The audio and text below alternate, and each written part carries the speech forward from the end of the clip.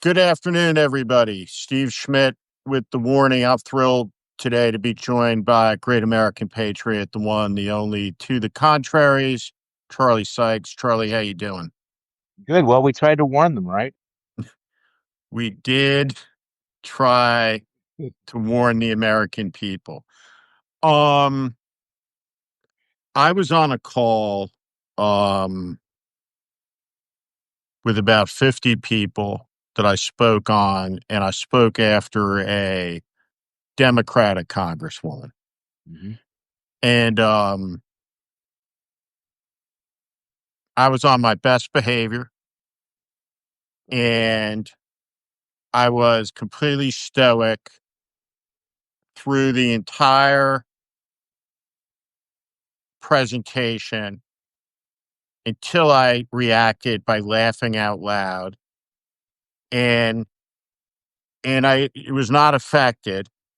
It was just absolutely could not contain myself. It was just reflex. And what she said was that, well, my Republican colleagues, they're good people. And they know this is wrong, but they don't have a choice. And I laughed out loud. And when I talked to the group, what I said was, because you had this choice and you're one of these people. And when I said there's a handful of us, I mean a handful who never voted for him Hmm. from the first instant, appreciated what Trump was, who he was, what the danger was. But what I said to the group was, that's a lie. This idea that they don't have a choice. Then, now, tomorrow, they do have a choice. Of course they do. I had a choice. Right. You had a choice. Every day. And the thing about that choice is, on the day that he came down the Trump escalator, every single person outside of Trump Tower held the exact same position across both parties regarding Trump, which was he was an incompetent, unqualified, degenerate buffoon, a reality show host, No. an ignoramus who would destroy the Republican Party. And so every person had that position. Hmm. And over the course of 10 years, look left, look right, a lot of those people are now Bitcoin billionaires, millionaires, so on, so forth, did whatever they did, got in line, got on their knees, capitulated to it. You did not. I did not. But across the whole of it, almost everyone I ever worked with did Me too. Yeah. 100% of. Yeah. You know, you know what Jonah Goldberg called the invasion of the body snatchers. No, I mean your point is everybody has agency. Everybody has a choice. They had a choice. They've had a choice for 10 years. They have a choice right now. And you know what, Steve, I was thinking just the other day, one outrage after another by Donald Trump, one outrage after another. And has there been a single elected Republican, one who said, you know what, I'm on. I'm off this train. I'm off the Trump train. I mean, there have been some who don't run for reelection. There's kind of a handful. But the reality is, no, they've all made the choices. And each choice maybe becomes easier, right? I mean, once you start carving off little chunks of your soul, I mean, big chunks of your soul, it becomes easier to cut off smaller ones, right? You make one big Faustian bargain, you go, okay, what's the harm of making another? But yeah, absolutely, every single person there has a choice on a daily basis. They see, I'm guessing, most of them see the same images, same pictures, hear the same things coming out of Stephen Miller's mouth, Donald Trump's mouth, Pam Bondi's mouth, and they make a decision that they're okay with that. They're okay with it. Yeah, they are. Yeah. And they're going to empower it. And even though they know what the threat is, speaking of warnings, like I said, do you understand where this is leading, what this does to America, what could happen? And quite frankly, as of our conversation right now, not one elected Republican is willing to raise their hand and say, you know what, I think we ought to slow down, stop, stand athwart all of this, that maybe we ought to go back to the first principles and that we came here into office to represent the country, to represent the Constitution, and let's do that. So this story you're taking, again, you're just listening to, what the world was like.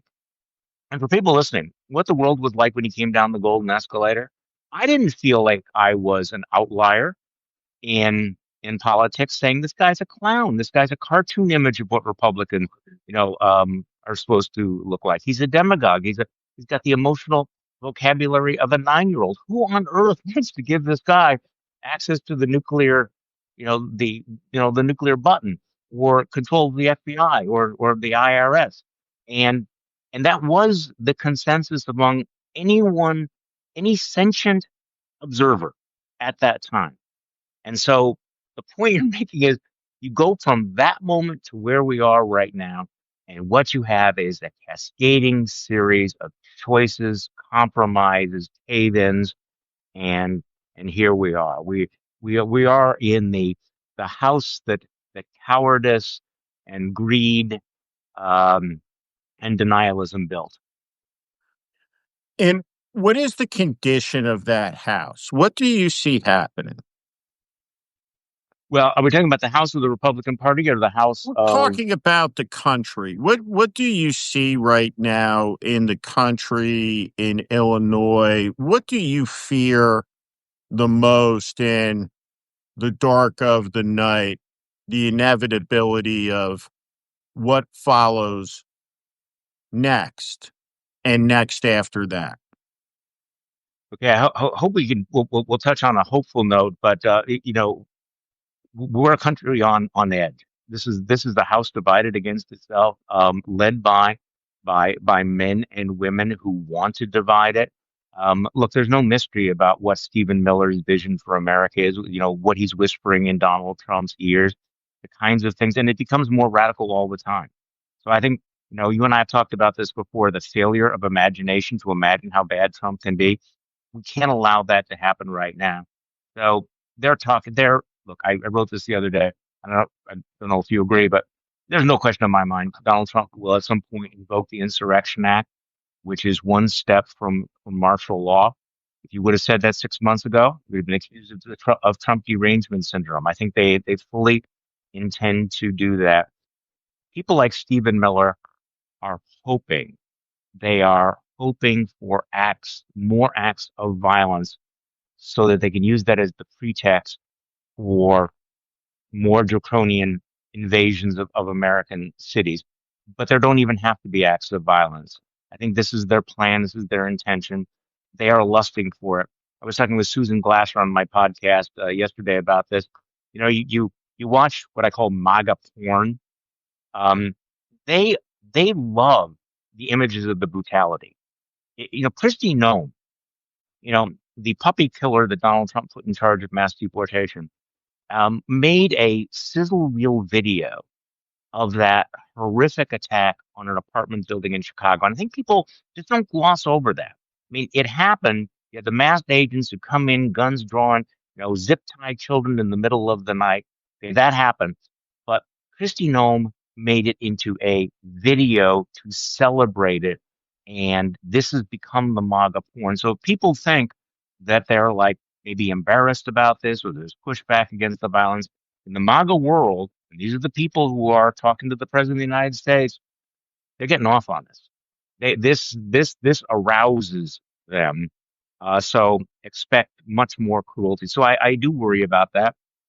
And frankly, I keep waiting, as you do, for the institutions that we counted on to resist, to push back, to actually get some traction. those guardrails. I'm hoping that the courts will step up, that the media will get off its knees, the universities will get off their knees, that law firms will remember that caving into Donald Trump is not the way to uphold law. I keep waiting for that moment. My most hopeful thing of the morning, if I could throw something positive in, Steve, is I think the churches are rising.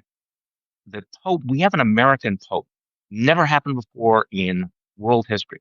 And this Pope is not only ready, he is willing and he is much more aggressive on a daily basis, specifically pushing back on what's happening. This is a new voice. It's an undercovered story. I hope people are paying attention to all this. It goes right to the heart of the great hypocrisy of MAGA, which claims that they are champions of Christianity, right? At the same time, they are thrashing the most fundamental Christian values. But I hope that we keep an eye on the role that the church can play in the resistance. There's a lot of historical precedents for that. A lot of people discounted, Pope John Paul II in Poland or Martin Luther King Jr. in the 1960s, or Gandhi in India. But the resistance right now needs that kind of moral force. Maybe that's coming, but we are a nation right on the precipice, which I know you've been warning about, and I've been warning about for a decade now. Do you worry about an American Tiananmen Square? Oh, absolutely.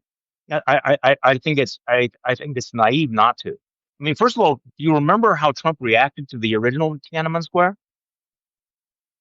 I do. He liked it. He actually one of the very few Americans who said, talked about how strong the Chinese were. He thinks of Tiananmen Square. You and I think of Tiananmen Square as one thing. Okay. Donald Trump thinks of it as a show of strength. And right now, that's that's the entire theme running through this. Donald Trump wants to look strong. And people like Stephen Miller are, I think, lusting for something like that. And America, and again, here's the big test.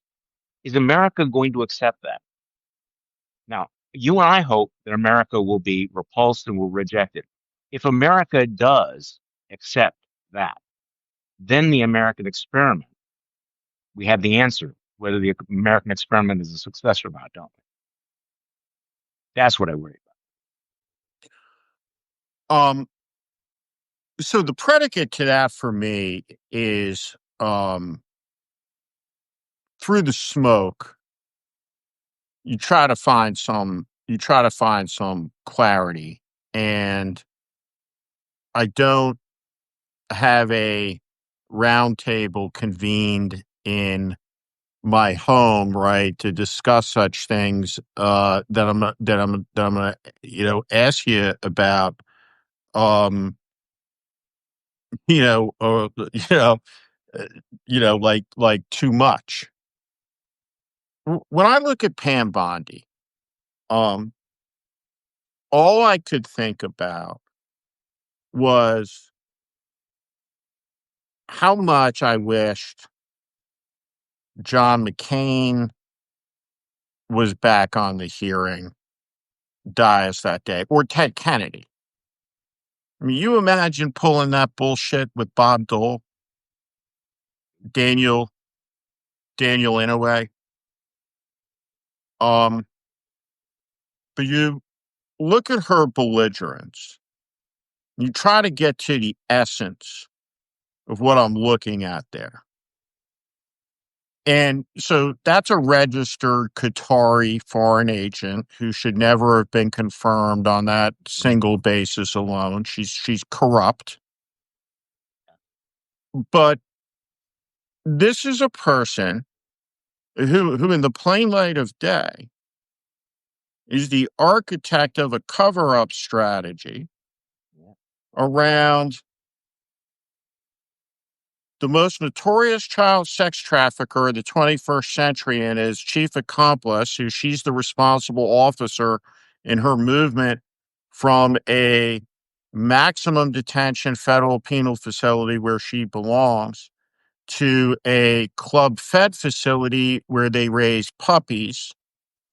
en route to pardoning, and this is the Attorney General of the United States, and so our friend Tara Palmieri has done a remarkable job, incredible.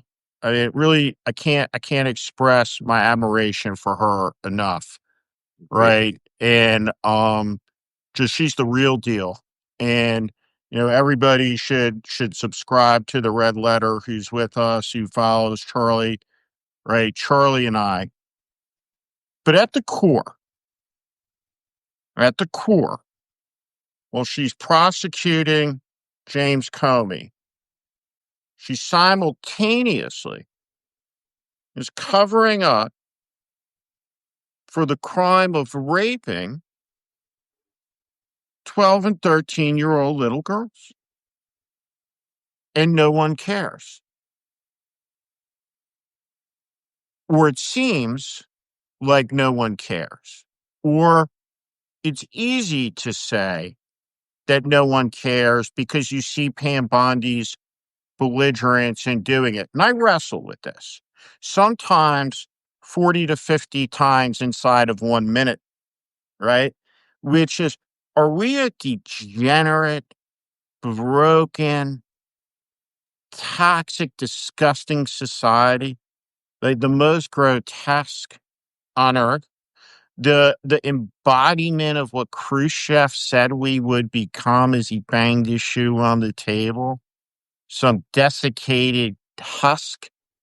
Or are they the mirage? How do you process Boy. that? It's so funny you would ask that because I actually was asking that question when I was talking to Susan Glasser, because I think, part of the disorientation is this whole question of, you know, is it a loss of faith? Are we losing faith in America, in the American dream?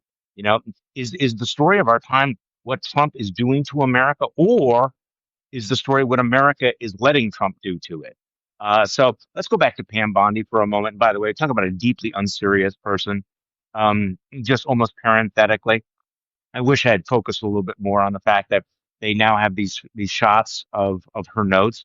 The Attorney General of the United States shows up for a Senate hearing, the most august deliberative body in the world, or once was, and all she has is the her comebacks and the insults. She actually has the insults written down, that she was going to deliver to the senators. I mean, what a freaking lightweight. Also, you described her as the architect of the cover up of the Epstein files, and that's true on one level, but the reality is that she's just sort of a cat's paw as well. I mean, she is doing what Donald Trump wants her to do. That performance you saw was exactly what Donald Trump wants, right? It's the audience of one. Her cover up of Epstein is what Donald Trump is demanding. And you say that no one cares about it. But the fact is, we are now in the middle of October and we're still talking about it. And that's very unusual in this particular era, isn't it? I mean, most stories just disappear. This story won't disappear. And I find it amazing how much of her reputation, how much of her time, her credibility she's going to burn on this cover up, as well as the Speaker of the House, Mike Johnson, who has taken the extraordinary step of failing to swear in a duly elected Democratic Congresswoman from Arizona because she will be the 218th signature on the discharge petition that will force a vote on the release of the Epstein files. Now, think about how far they are willing to go to cover up what is in those files.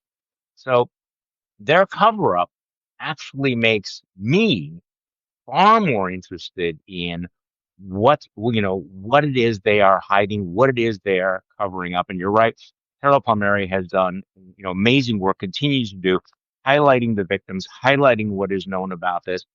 I think, in answer to your more cosmic question, this is the test. This is why this is not just a political issue. This is really kind of the stress test for the American character, isn't it? I mean, who are we? What are we willing?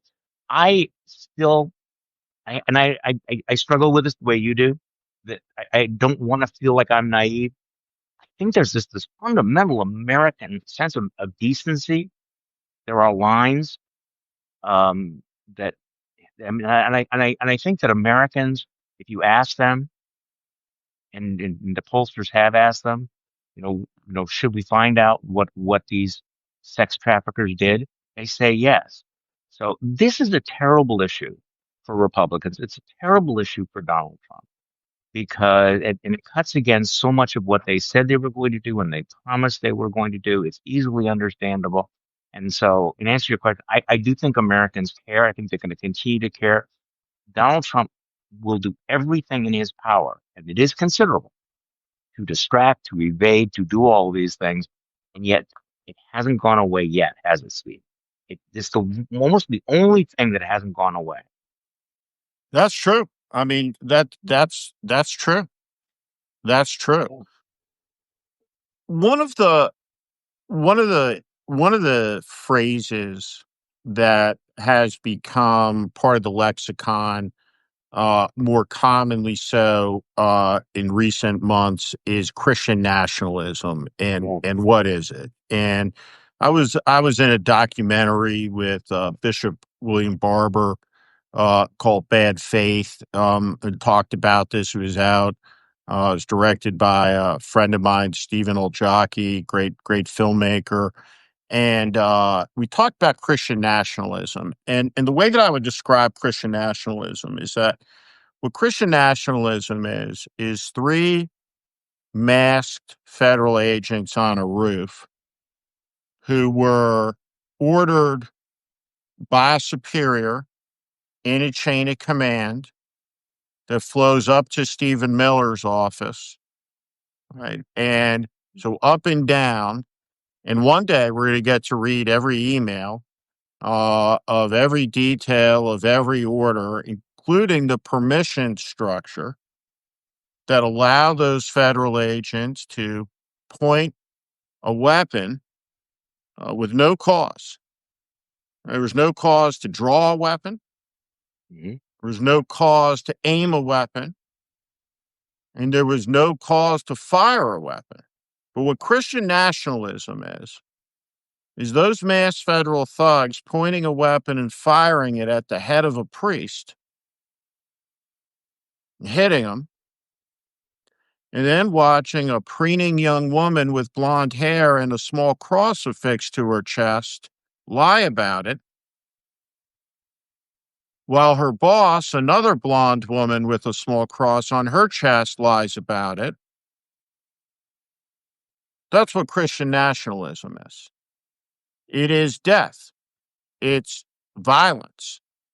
And we are watching a tattooed Secretary of Defense. And by the way, the Department of Defense is named not on whim, but under statute. Its name Yeah. in American law is the Department of Defense. And speaking of American law, it is illegal for both the Department of Defense and the Department of Homeland Security to be engaged in propaganda campaigns aimed at the American public. It's illegal, Thank you. Yes, of course. What is right? this law of which you speak, though? Right. You What know, is this what law what is this legal thing that you that you speak about? constitutional limits? You're speaking a different language, Stephen. So, so Christian nationalism holds that the agent of God on earth is our rightful ruler, Donald Trump, who must aim a rifle at the head of a priest and order his men to pull the trigger so that we can be great again, because what that priest was doing, praying for relief from the cruelty, has been labeled terrorism by a man who went to a memorial service and gave a speech that quoted directly key phrases from the liturgy of Joseph Goebbels. That's what Christian nationalism is. And so that's what I saw up on that rooftop. What did you say? Okay, I'm really glad you brought this up. The fundamental problem with Christian nationalism is it is not Christian, and I think that this is something that that needs to be exposed by other Christians aggressively, and this is this moment. Now, actually, in my newsletter today, to the contrary, which I just pressed send a few minutes before you and I began, um, I start with this image. If people have not seen it, if you've heard the story, if you haven't seen the video, you need to see it. You know, a Presbyterian minister standing out there, his arms spread. It's completely peaceful.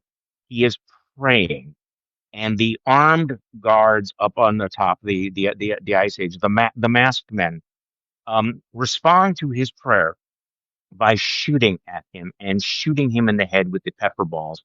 And it is shocking footage. And you and I are both old enough, to remember there are iconic images of every time. Now, the Vietnam War, the iconic images of some of the brutality. And I wondered, and maybe again, perhaps this is naive, wondered whether this is going to be one of those iconic, or ought to be one of the iconic images of our time, of Trump's assault on America.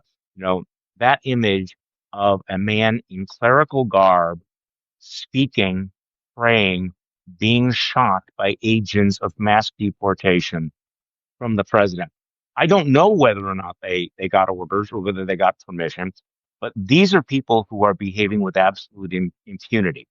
And I think that this is the really frightening thing is as you watch many of these videos, what you realize is that the president who has been made immune from accountability by the Supreme Court has basically empowered, not basically, has empowered these brute squads to go out, and he's let them know, don't worry about the rule of law. I have your back. You will never be held accountable. If you ever get in trouble, I will simply pardon you. And they feel unrestrained. What else would induce a grown man who has sworn an oath to stand on a rooftop, aim a gun at a priest in clerical garb, and shoot him for fun, knowing that it would probably be captured on camera? I mean, every part of that scenario, I think, is horrible in its own right. So again, it's one of those moments that I think, if you want to say, what is the fall of 2020 in America like? Show people that picture. Show people, the pictures of the priests who are being tear gassed. And then I remember the '60s. I remember the civil rights movement. Watching the nuns line up. I just think that we keep saying what has to happen. What does the resistance have to look like? I think the resistance has to be peaceful. It has to be patriotic. And if the church stands up and says, "I'm sorry, you need to take the word Christian out of your mouth if you are behaving with this kind of cruelty and brutality," I think that would be powerful. Um, One thing I want to talk about today with you is I thought that in the final half hour that we have that we could start Project 2029 together here today about the first things that have to be done because I don't see it coming out of the Democratic leadership. So I'm gonna kick it off. I think, right, there needs to be a little theater in campaigns. Remember in 2000, George Bush very famously would raise his hand and he would say, "At the second I swear the oath, I'm going to restore honor and integrity to the Oval Office." And obviously, it was in response to all the Clinton stuff. But I think that the Democratic nominee needs to say something like this, and this would be the first action. This would be the item one on the list, and to go out and to say that when you become president, you take the oath in 35 words, and you're the president. And the next thing that happens is you get a 21 gun salute after you get four ruffles and flourishes on the trumpets, and they play the song. And I've timed it out for all of the last 20 inaugurations. And that process takes between 3 minutes and 50 seconds and five Wow. minutes before the speech. And I figure I'll be able to sign 47 to 60 executive orders. But I'm going to tell you about the first one. The first one will be to fire that bug eyed freak at the FBI and That to could be. seal all of his records in his office immediately. Yeah. The second one I mean, will be, I understand that the former president's Qatari jet has landed. In the spirit of the announcement that Ronald Reagan once made during his inauguration, thanking President Carter for his work in releasing the hostages, what I'd like to say is to inform you the former president has made it safely on Qatari 1 to Florida. The plane has made its last flight. It has been seized by the Air Force. It is in the process of being transferred to the Navy. It will be put on a barge, and it will be dropped later this evening into the Atlantic Ocean, uh, 1,000 yards off of Mar-a-Lago, where it will become uh, a marine reef and a national marine park under the Antiquities Act, and we will appropriate money for low-income scholarships for Black and Hispanic kids to learn diving there, and on from there. But beyond that, it seems to me the architecture of what comes next needs to have a lot of populist energy in it, in the sense of Teddy Roosevelt, about uh, taking apart some of the power structures in the country that have so profoundly failed. For instance, um, back in the day, I suspect you and I would have had a similar disposition regarding the free market on how many television stations you could own. When somebody said, "Hey, what about if you have a person who owns 150 TV stations and they're a nut job and they get into league with a president who wants to be a dictator and tries to suppress speech?" And my answer to that would have been, "We live in the United States and you're nuts." But obviously I was wrong, and Sinclair shouldn't own more than 5 television stations. And the same with the people who control the seed and the agriculture industry, and the same across the meatpacking industry, and the same across the tech industry, is the consolidation of power in the hands of the few against the interests of the many is a first order political issue, in my view. And my vestigial conservatism instructs me that the right point of view on this is to take down the powerful a notch or two. Yeah, the concentration of power. Look, I mean, one of the most fundamental conservative values, American conservative values, was to be suspicious of the excessive concentration of power anywhere. Um, Big government, big business, big labor, big but I'm not sure that we ever imagined the kind of concentration of oligarchical power that we're seeing right now, with a marriage of unlimited state power with unlimited power of billionaire oligarchs. This is a real threat. I actually would probably go about some of this stuff in a different way. Um, and by the way, trying to think about actually, let me tell you, I'm kind of jazzed but scared thinking about the Project 2029, because I'm thinking of all the things that you would do. I mean, you fire Cash Patel, you get rid of all of them, you seized all of that stuff. There's a whole bunch of stuff you would do, but they know this, and the question is, they're behaving in a way. Are they behaving in a way that makes it inconceivable for them to ever hand over power peacefully, knowing that that's coming? They are acting as if there will never be a day of reckoning. And I wonder where all of that leads. But among the things that I would do is, as a, believe it or not, still as a sort of recovering conservative, is remind people, okay, remember what we just went through. Assuming we got through it, we never want to come this close to having a king again. This is why we limit the power of government, why we limit the concentration of power. It's why we're going to abolish the FCC altogether, because we never want the state in a position to tell us what we want.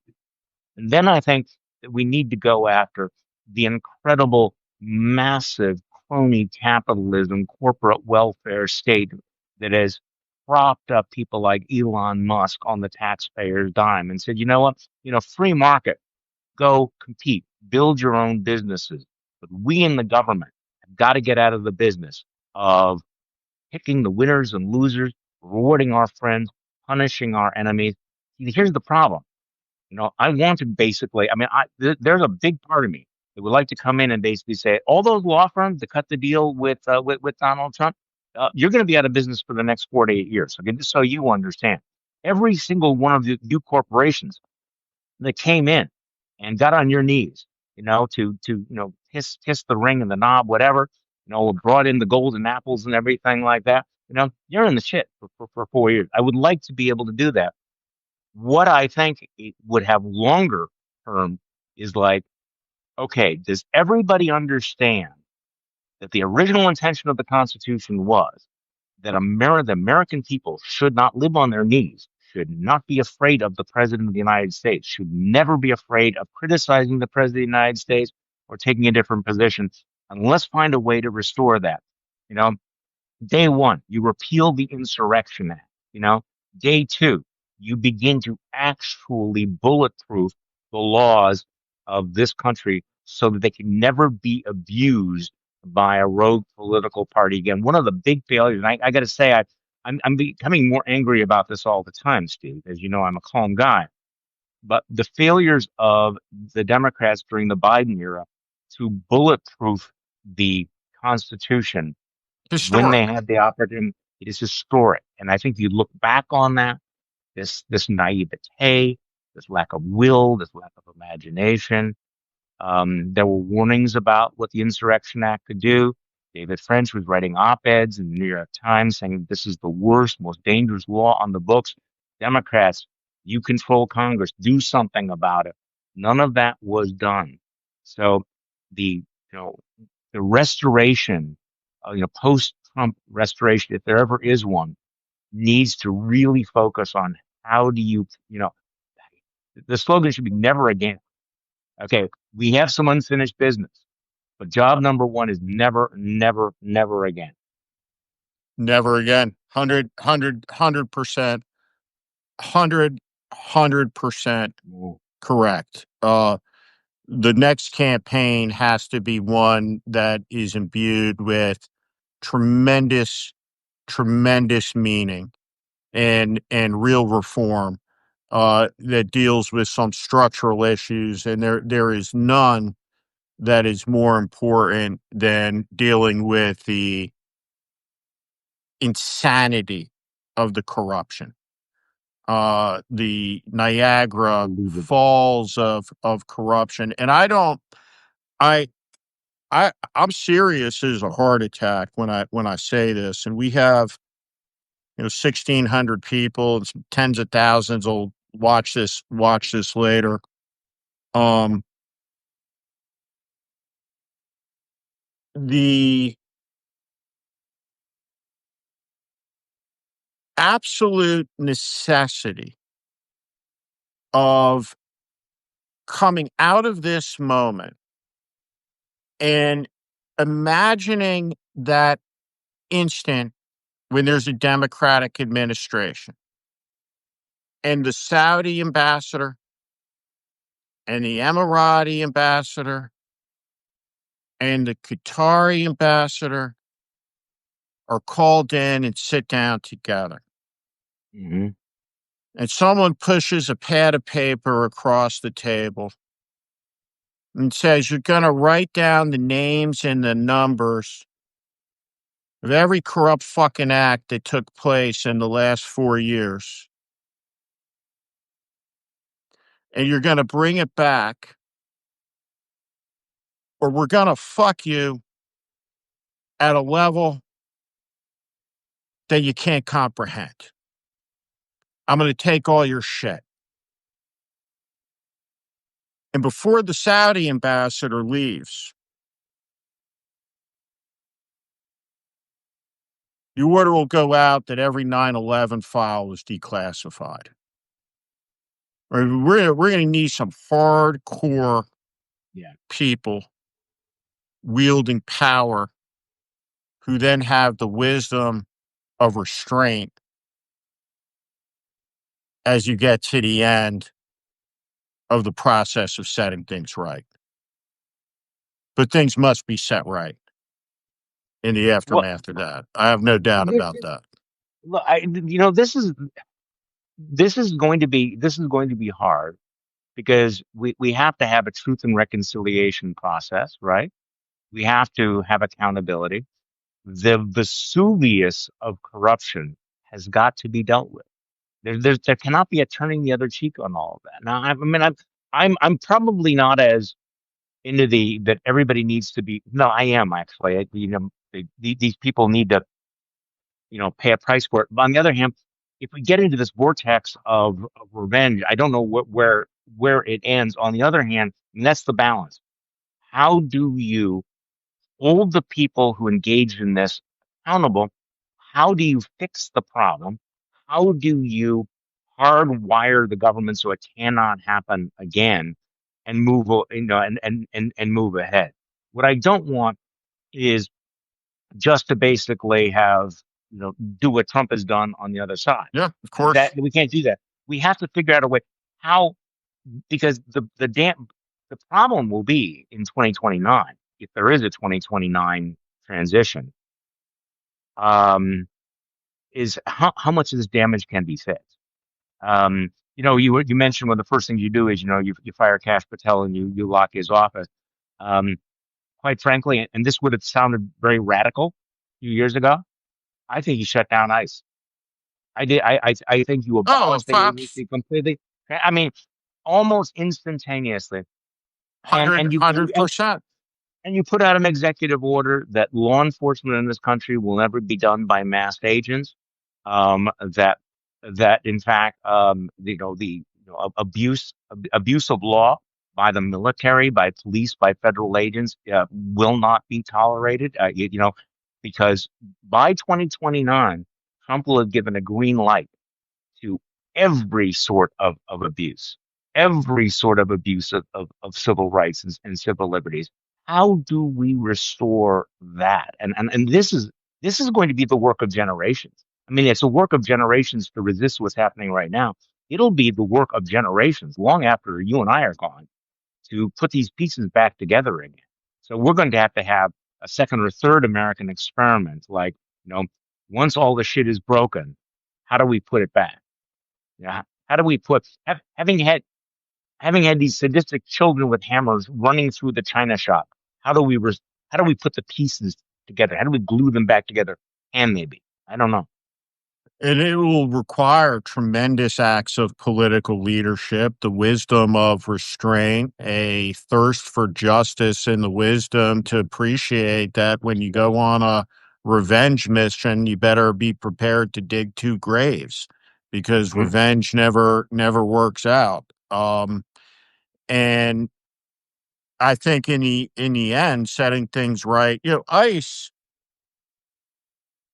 every agent who went out on one of these raids, there's a world where they are accountable for it, where they're certainly going to lose their badges and their guns, and go through review process and everything else. Guys like Tom Homan and Sector Chief Pavino, uh, overt criminal acts, the amount of corruption in the nexus of the private prison industry, all of the Arab cash. No question about this, that you cannot have a militarized, masked, heavily armed, more so than the Marine Corps secret police force pointing automatic weapons. Now, even a cop drawing his weapon Yeah. used to be a big deal, right? The idea that these guys are popping out of vans with M4s drawn, pointing them at teenagers, it's wholly, absolutely completely unacceptable. And we have a whole of society problem with this stuff. We also have a near collapse or total collapse or near, however you think about it, of the checks and balances. We don't have a functioning Article One branch of government. We have a Politburo. The courts are corrupt, and the courts are corrupt because the American bar is corrupt, and the corruption of the American bar is a profound issue, and it goes to the heart of the law firms and everything else. Right? It's not just about the the the the capitulation of the lawyers. It's the unethical lawyers in the administration, and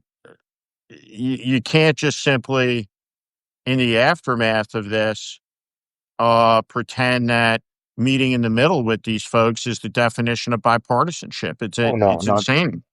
yeah, no, no. There's got to be some disbarments, but going back, guys, I don't feel like I'm going out on a limb. Trump will just issue a blanket pardon for everybody in ICE, everyone who's been involved in all this. The last day of the Trump presidency will see more pardons, and they will be sweeping pardons. He's made this absolutely clear. And again, this goes back to my point about the impunity. These guys are behaving this way because they know that they will not be held legally accountable for all of this. And so this is dangerous. What happens when you have a police department, police force, that's basically been told, do whatever you want to these people, treat them in any way, engage in any sort of force. Um, you know, Yeah, I mean, you'll have tremendous abuse, and that's what we're going to have. I wanted to ask you, how do you feel about Barry Weiss at CBS? oh boy. Okay, so you should ask me that because I've been debating whether I should write something about this. I actually have more mixed feelings about this than most people. Because I followed her very, very closely. I know her. Um, I worry about this as part of this larger pattern of the of news agencies trying to appease the administration. This is part of this. The big picture is the vast concentration of media power in the hands of a few, billionaires.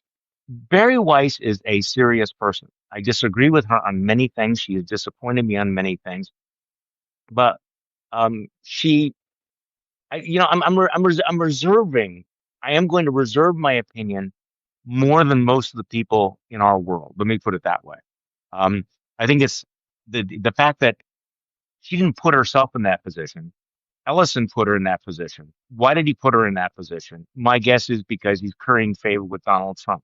That's ominous. That's frightening. What is she going to do with that situation? I don't know. I think that we ought to keep a very close eye on that. What do you think about it? So, I read the Free Press. Yeah. I like some of the stories in it. I don't know her. I've never met her. Um, I think that the world that she lived in at the New York Times was as she said it was, that she was abused um, in the height of the woke insanity. And I think she was young while she was being abused in her 30s. Um, and I think she was really damaged by it. And the damage manifested itself in a way that's similar to how Megyn Kelly's damage manifests itself also. It's not as malignant at all as Megyn Kelly's. Um, and I think a lot of the stuff she writes about on the excesses is interesting and has merit, but I think her trauma instructed her to see the world in a way that has blinded her to the world. So when she says to the CBS staff, let's just do the fucking news, there's no person in America at any level who has missed more news than Barry Weiss, who started a news organization and sold it for $150 million by evading the headline. And the headline is the collapse of the American Republic Yeah. by a She lost the narrative, fascist though. using wokeism as the cudgel. And the inability to see the nature of the threat is not an officious, arrogant, clueless education bureaucrat at Harvard, but the fascist with the power to order the masked men to shoot you in the head.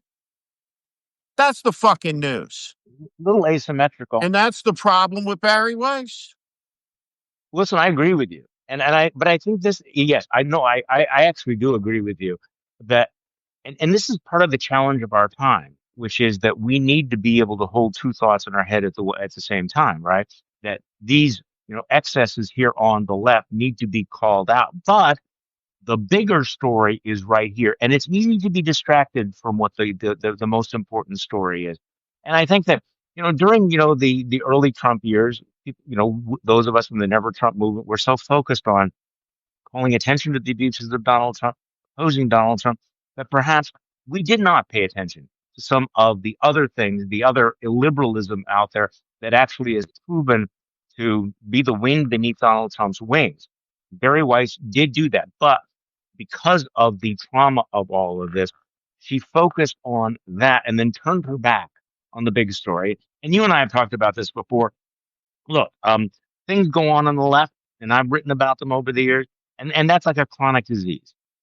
What we're facing here with the attack on American democracy is the heart attack. It is right here.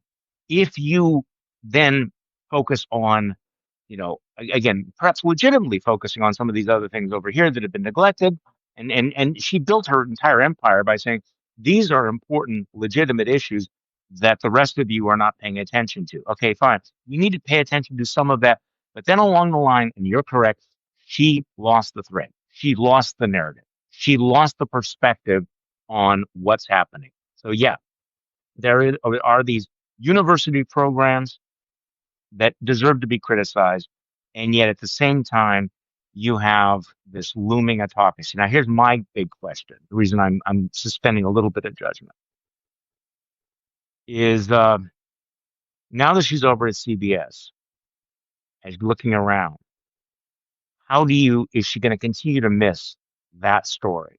If she does, she will fail and it will be a disaster. Because the story that you're describing, you and I are talking about, is the story of our time. It's the story of our generation. It's like writing about 1861 America and not talking about slavery or the fact that we're about to have a civil war. It's like being at the most crucial moment of history where, the pivot point of history, and deciding you're going to write about gardening instead of the most fundamental decision that any democratic republic is going to have to make. So I agree.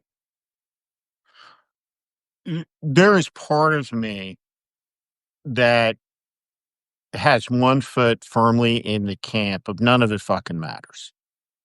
In 10 years' time,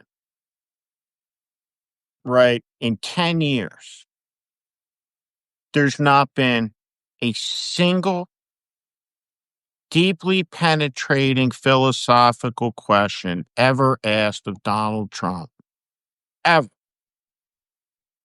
on any core issue about the keystones, the cornerstones about the American civilization by any of these people, Yeah. right? Not fucking one, ever, by, by, by, by any of them. I can't articulate my contempt for it, right? It's awful. And trust has completely collapsed in all of these institutions in the eyes of the American people. And so at some level, I think it's very difficult for her to break something that's so fundamentally broken, at the end of the day. And I think that there's a lot of information out there for people to get, but I think that we are in an era where most people are going to have to experience this now. And I think that most people will experience it through the prism of a collapsed economy in the coming year, and it will be harder and harder to lie about it. Interestingly, with some of the farmers in the bailout, if you're in a cohort of Trump supporters who were in the first cohort to be really fucked by the tariffs into oblivion, there's still enough money in the American purse to give you a bailout. There's not enough bailout money for everybody. And so everybody who bought into the lie, who basically made a transaction with Trump, hey, you said the country would be great again, that you would fix the economy, and you would deal with these things. And so, hey, I'll give you my vote. And there's no person who's ever done a transaction with Trump that's walked out of that transaction okay, ever. So, you know, No, no, I agree. I just think, this is the challenge, but, and I know you've written about this too. It's also the opportunity to sort of go back to those fundamental questions of who we are, what we believe, what kind of a country we mhm, want to believe. Um, I, I, I think that a lot of the American values, I mean, a lot of the what we've seen happening is that a lot of these things were hollow. They've been hollowed out. The institutions have been hollowed out. The guardrails have been hollowed out. Maybe because we had taken them for granted, and so we kept saying it was an American experiment over and over again. Now we're realizing it is an experiment. The thing about experiments are sometimes those experiments can fail. So, this can be the opportunity to reassess and recommit to those values that I think we had taken for granted before. And maybe only at the moment of death, maybe only under siege, only, under, great duress, do people fundamentally say, what is essential? What is essential? What is important? What do we really believe? What will we cling to? You know, what and what's superfluous? In the past, think about how many years we spent just talking about things that were just noise, right? Just noise. And now maybe we have this opportunity to think about things that really matter, and we're going to have that opportunity very soon.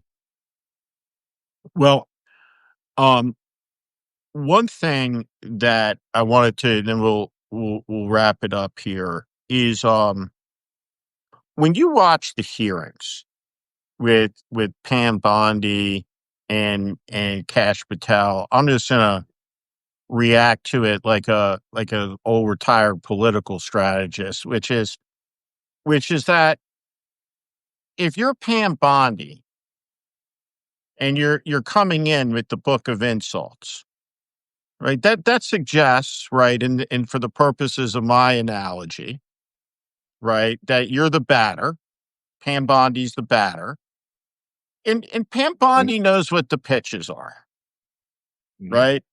She's coming in for her performance. Absolutely. And for the life of me, right? What There's not 500 Democratic senators.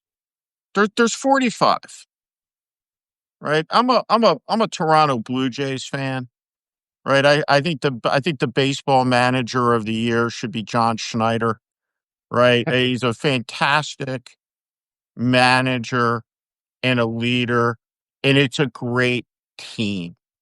Team, right? Team, right? The concept of team. Mm, What should Democrats do going into these hearings? They're shit shows. They don't hurt Pam Bondi. What they do is this is cut up into outrage porn and disseminated across the right wing propaganda in a way that benefits Trump. Right? It's like a snuff film of American democracy. And you would think that the team would have a meeting, and that at the meeting somebody would say, maybe we should go about this a different way, right? As opposed to like pulling the rope in, let some out, right? Maybe have a lawyer Yes. ask all of the questions, like as was the model at the January 6th hearing. But if Hmm. you got 5 minutes, Charlie, to go in there to the Senate Democrats, right? And I would, let's say I got to introduce you. When I say my introduction would be that it goes without saying that you guys are fucking this up. And that's why I got Charlie here today, Yeah. right, to Mhm. talk to you for a couple minutes, right? Someone just pointed out a lot of them are lawyers, which makes it Yeah, even but more amazing. Um, is is we need a new approach. What would you say to them about these hearings, about how to reset, to win the game, to communicate the essence of both the moment and who these people are in a way that changes up the dynamic a little bit? yeah, the main thing is, first of all, you understand that you're basically bringing a chessboard to the Thunderdome here. You're playing a completely different game. It's not 1996 anymore. And if you keep behaving that way, they're going to keep doing it. Did you see that tweet, by the way? Somebody said, if you're playing chess with somebody and they stand up and they punch you in the face, you're not going to prevail by getting better at chess. So I think that is the key. And the problem is everybody's got to put their egos down a little bit, and figure out how you are actually going to orchestrate this. I like your idea of having an attorney, somebody like now Congressman Dan Goodman, asking the question. People say, well, some of them are lawyers, and lawyers are not all cut from the same cloth. You need a lawyer who will ask a coherent line of questioning with a follow up, um, and makes it more difficult for the performative assholery that we see, because I think by now pretty obvious this is what their orders are. Go in, show maximum disrespect, put on a show for Donald Trump, make a mockery of the hearing. And so the senators need to be told, are you going to play along with this? Do you not understand that you are playing the wrong game in the wrong century right now with these guys? So I agree with you. I would love to see like the closest guy we got in the country to Johnny Cochran who's living asking Yeah. the questions. That's Well, what I'd like to there's see. great, yeah, some really good lawyers who aren't going to put up with any shit. You know, you know, get Those a people lawyer, maybe a exist. retired judge. They do, and they make a lot of money for a reason. Charlie Sykes, everybody to the contrary, one of my favorite people. I there's not a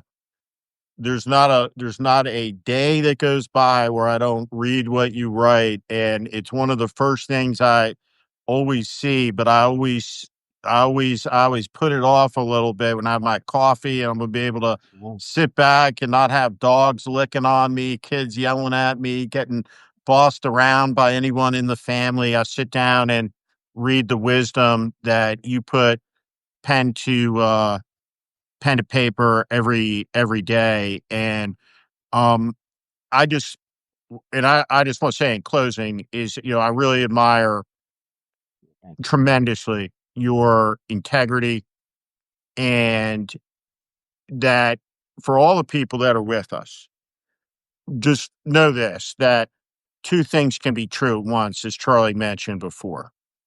Um, One is, in the end, our side, we will prevail. Um, that nobody should bet against the United States. And we have had some difficult and terrible times in this country before. And in all moments of crisis, we remember them through the stories told us orally, or through movies, or through books. And the movies and the books are a lot shorter than the year or the days that they played out during. And so, as that saying goes, the years are long, the days are long, and the years are short. And we're gonna have some very long days in the days ahead. Things will get worse in America before they get better. The crucible ahead is going to get tighter. It's going to get hotter. It's going to get more dangerous. It's going to get more extreme. And through that pressure, through that testing, we will see the leaders emerge who will guide the United States of America out of this disaster. And I have no doubt about that whatsoever as an article of absolute faith. But that does not mean that does not mean that we can be ill prepared for the terrible storm that lies ahead of us. And it still lies ahead of us. And we're not even on the edge of it yet. From your Thanks, lips to everybody. God's ears, Steve. Take care, everybody. Be well.